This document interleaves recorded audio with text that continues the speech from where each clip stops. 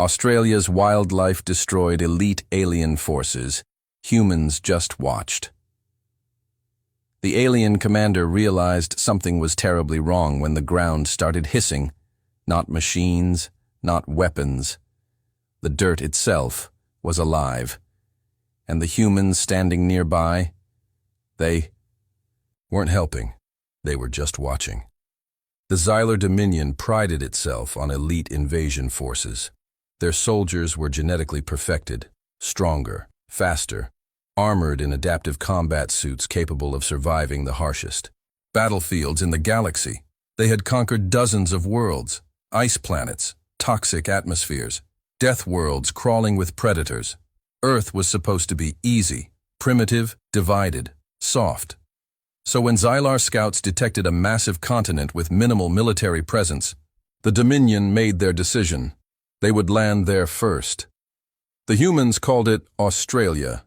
Thousands of Xylar dropships pierced the atmosphere like falling spears of fire. Their landing zone was vast, dry plains stretching into endless red desert. Perfect terrain for establishing a planetary foothold. The alien commander stepped from his transport and scanned the environment. No visible defenses, no human army, just heat shimmering over the horizon and strange chirping noises from distant grasslands. Secure the perimeter, the commander ordered. Elite soldiers spread out across the terrain. Heavy scanners activated. Drone patrols lifted into the sky. The operation appeared flawless, until the screaming started. One soldier suddenly collapsed, not wounded, panicking. He clawed violently at his armor. "Commander, something's inside my suit." Medical scanners activated. The readings showed dozens of tiny life forms moving beneath the armor plating. Then the soldier stopped moving.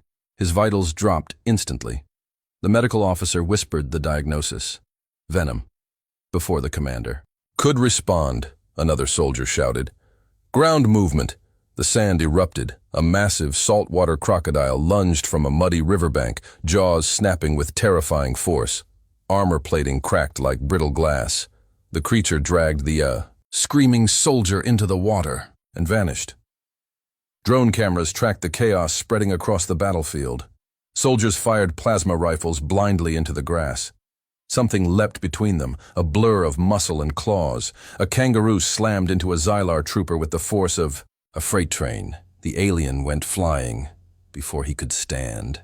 The animal kicked again. Armor dented inward, ribs shattered. The trooper never moved again. The commander stared in disbelief. What kind of planet is this?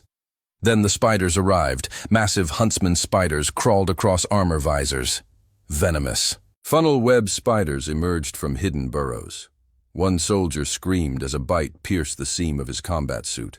30 seconds later, he collapsed. Not far away, a trooper stepped backward into tall grass.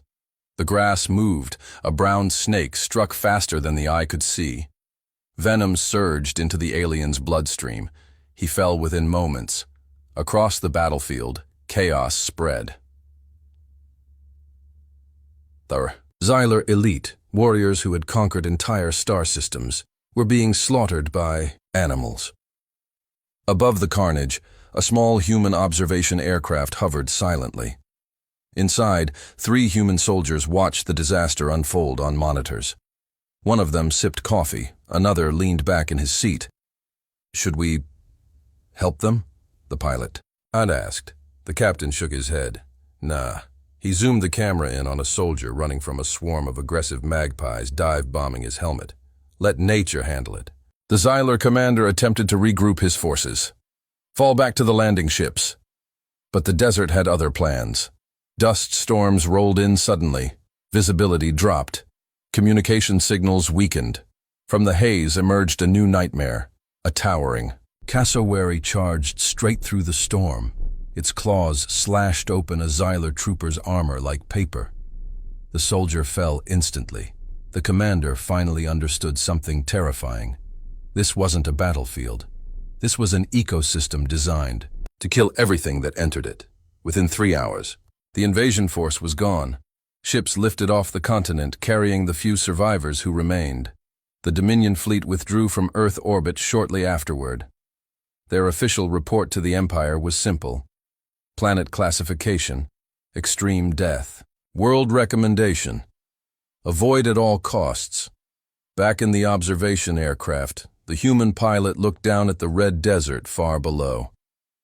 "You think they'll come back?" he asked. The captain shrugged. "Not after meeting the locals." He turned off the monitor and smiled slightly, because the truth about humanity was something the galaxy would eventually learn. If humans could survive a planet where even the wildlife tried to kill them, then anyone foolish enough to fight humans themselves would discover something far worse. On Earth, the animals were just the warm-up.